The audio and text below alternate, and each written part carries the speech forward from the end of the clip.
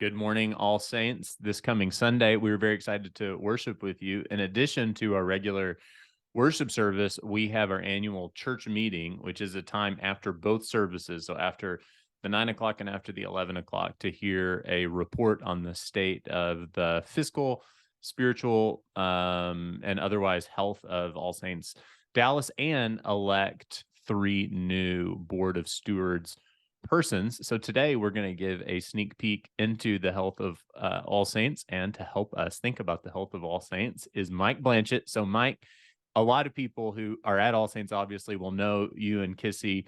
Y'all have been here a long time, but many people probably don't know everything you do at All Saints. Don't say everything you do, that would take too long, but your title is the executive administrator. Just to open up before we talk about All Saints, what does an executive administrator at All Saints do? An executive administrator, in the way that All Saints is formed and governed, what I do is really all things temporal in the church. So I have overall responsibility for that. So that's building, that's budget, and that's operations. Now, all the staff participate in that. The board of stewards participate in all that, but I'm charged with the execution of that, the day-to-dayness of what we do, the things we use in order to do ministry and be a church here at All Saints. And so, you know better than anybody what our fiscal financial state is. I was going to say health. That's kind of leading the witness because we are in a healthy Right. state. But how would you characterize the financial state of All Saints currently? It's excellent. And that's due primarily to the generosity of the people who go to All Saints. And that's members, people who have gone through our three C's, the class, confirmation, and covenant.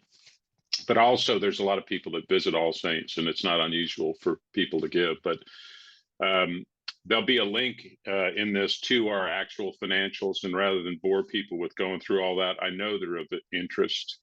Nothing worse than sitting in a meeting, unless you're a financial person, and going through financials. So there's a link to our complete financials. So fiscal year 21 and 22, and we are on a fiscal year, which means our budget year runs from July 1 to June 30, which is a little unusual, not a calendar year. We do it that way because so much giving in nonprofits and generally, but certainly in churches, happens in December.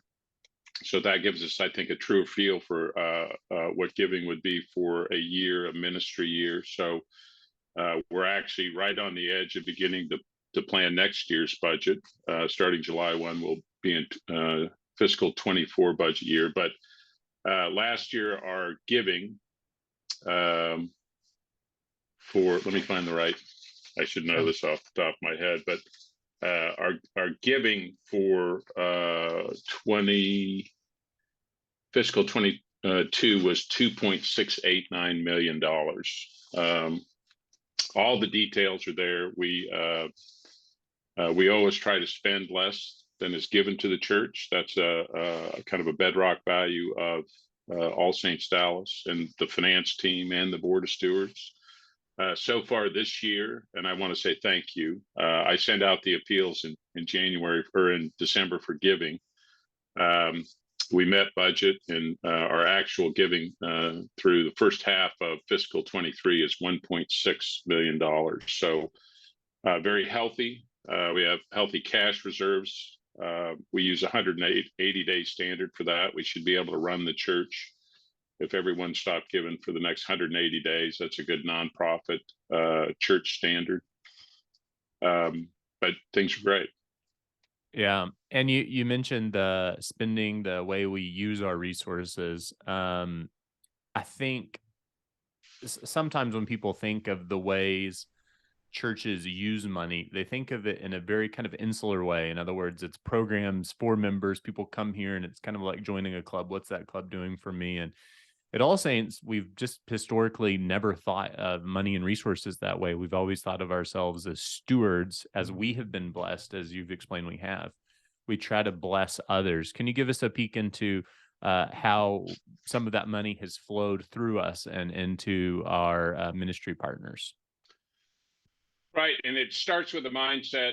All Saints Dallas from the beginning has said, if we're blessed to be a blessing, so we're going to give away a significant portion of what is given to the church, and we're going to do it within a certain set of parameters. How do we do that? So we're a part of a missionary society, the Anglican Mission in America, of which Philip is the lead bishop. So we give every year to the Anglican Mission. We actually give away 20% of the total receipts that come into the church. So to the Anglican Mission, and then also to a variety of local ministries that, and really the standard that is used generally is, do we have someone in the congregation that is passionate about it and connected to it? Mm-hmm. And then does it fit the mission of All Saints Dallas? So there's general Christian mission. We give to Wicca Bible translators. There's situational stuff. We've given money, and there's a complete list in this attachment to the interview. We gave to Ukraine relief, Uvalde relief, tornado relief. Some things are longer term, like Alpha USA, which has been essential really to building this church. We give to pretty much every year. Other local things like St. Philip's School, which is a school and ministry in South Dallas that we have people in the congregation connected to, that's doing great work. Our Bible, or our church plants, St. Patrick's and St. Bart. St. Patrick's more now because they're a brand new church plant. And then some of the things internally, like the residency intern program we have. We always try to bring in young leaders into All Saints, show them how we do what we do. And all this passes through a process. So the outreach committee evaluates all these requests.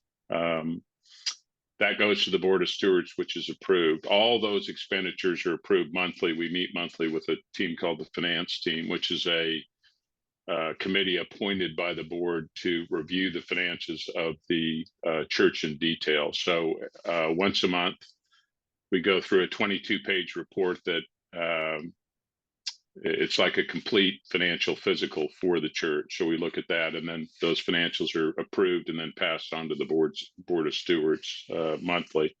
We're also audited yearly, which is a little unusual.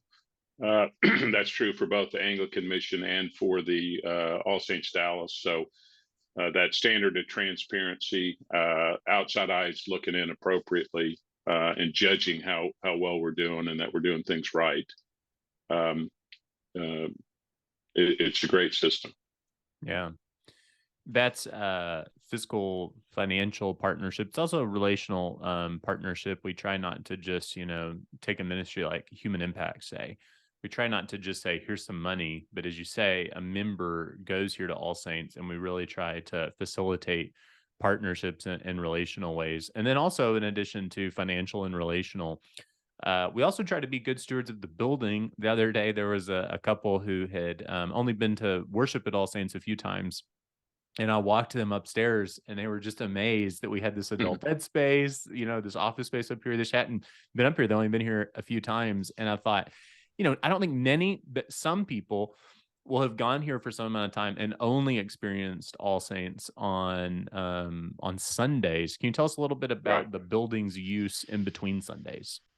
Yeah, and it was really important to the Crossroads Committee, to All Saints Dallas, that the church building, the actual physical building, and the idea was let's move. That's task number one. Let's get to know our neighbors, and then let's how can we bless our neighbors? What's already going on? How can we join hands with them? So it's same thing, evaluated. And I guess the other thing I want to emphasize is this is a highly collaborative process.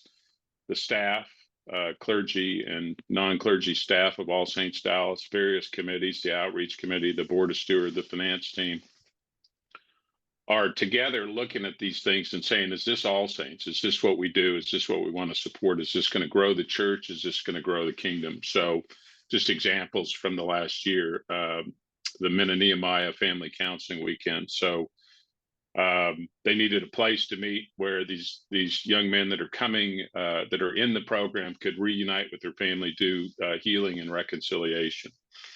the Journey to Wholeness conference, which we just had, where we brought in an outside group to teach about prayer.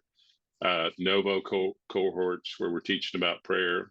Women's ministry, which I'm a little surprised I can't hear anything in the background there, because I know they're meeting this morning. Men's ministry meets on Wednesday mornings. We have staff meetings for other nonprofits: Our Calling, Human Impact, Art House, City Lab, our neighbors across the street. We also had the City Lab Summit.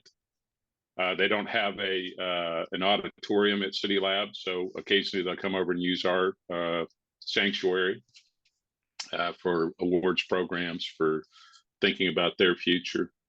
Alpha Holy Spirit Retreat Day we do at the church. We've done a couple of concerts: Indelible Grace, Sandra McCracken, the Christmas party, the Christmas wreath making party. All different kinds of things are going on. We try to manage the pace of the building, because obviously that requires something of the staff and volunteers. But we also want to be as open-handed and generous and say, if you need a place to meet, if our place is appropriate, if you align with us in this mission and ministry, please talk to us about using the building. Yeah. You know, we could go on and on about the blessings that All Saints has experienced this past year. It's been such a great year, but I know that at church meetings, maybe people have been to church business meetings in the past, they're called sometimes. It's not always positive. And that's for the good, right? Because you could get in a place where you're sort of coasting and everything's fine, and you sort of just do the day in, day out, and don't think about the obstacles that are in front of you, and you don't grow. So let's think for a second about some of the obstacles in front of us: a 1-year horizon, a 5-year horizon, a 10-year horizon, if you want. What are some of the challenges that we're going to be facing? Really, the challenges at this point, so close in, you'd say it's we're growing and growing in a very particular way. So you just, before we started recording this, you gave me the numbers that the children's ministry since this time last year has grown 100%. So we have a lot of kids. And we knew we were going to have kids when we moved in the new building, designed the building to have an effective children's ministry. But we've got so many kids. I think we've gotten to this point with the Board of Stewards, with finance, to say we're going to have to alter the buildings some to do effective ministry with kids. Those kids are going to become youth and high schoolers and then be sent off. So we're going to have to alter our space. We probably need a dedicated space for those kids in transition, the youth ministry. Some of it is how to effectively do gatherings. We do a lot of 100-person gatherings. So we're talking about, should our office be where it is? Should we switch where our office is?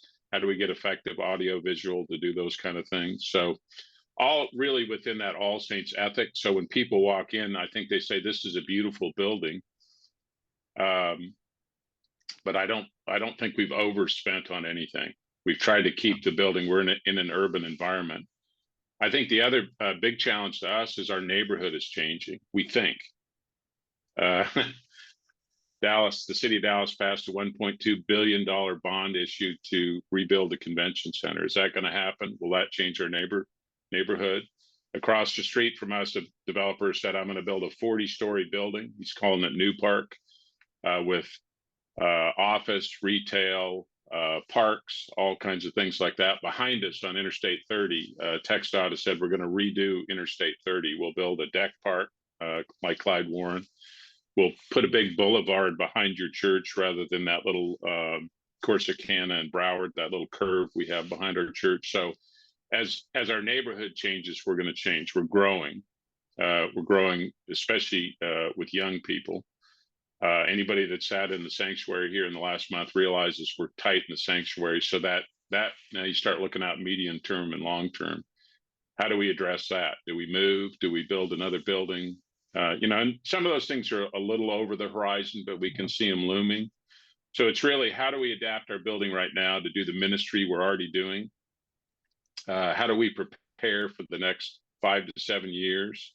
And what's our neighborhood going to look like? Are we going to become a neighborhood church? Because we'd say right now we're a regional church. People come from all over Dallas, Fort Worth to come to All Saints. But we plant churches also. So St. Bart, St. Patrick's, people are going to say it's too crowded here. I'm going to go to St. Patrick's. That's okay. Yeah. But if that happens in some significant way, we'd say, okay, how does that change this? So it's a very dynamic process, and it feels like the kingdom's growing. And sometimes it feels very loaves and fishes. All we have is this. So Yeah. how's the Lord going to provide? So that collaborative process between the board of stewards, between the ministry staff, is really how we've answered all those questions, how we decided to buy this building, to move downtown, to do the ministry that we do. So it's a very dynamic process right now.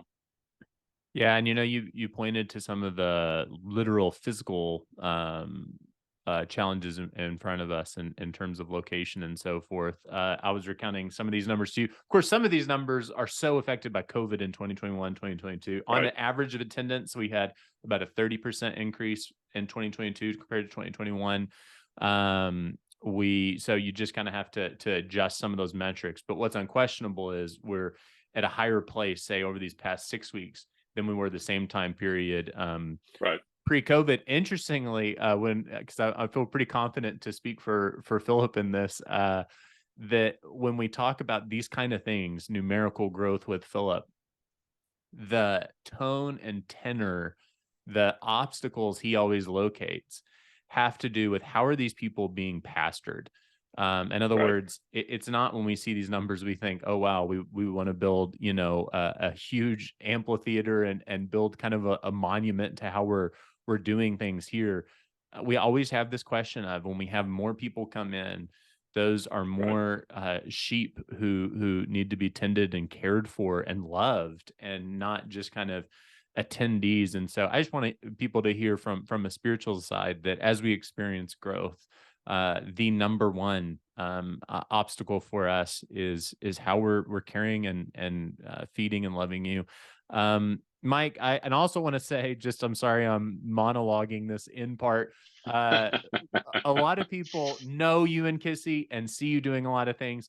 There is so much that you do that people never see. And the reason we are able to be in such a strong financial state right now is in no small part to you and your efforts. And so on behalf of All Saints, thank you from the bottom of our hearts for your work. You could be doing many other things, and you choose to invest in the Lord's work in this way. And we are very thankful. And thank you, Mike, for taking the time to explain this to us.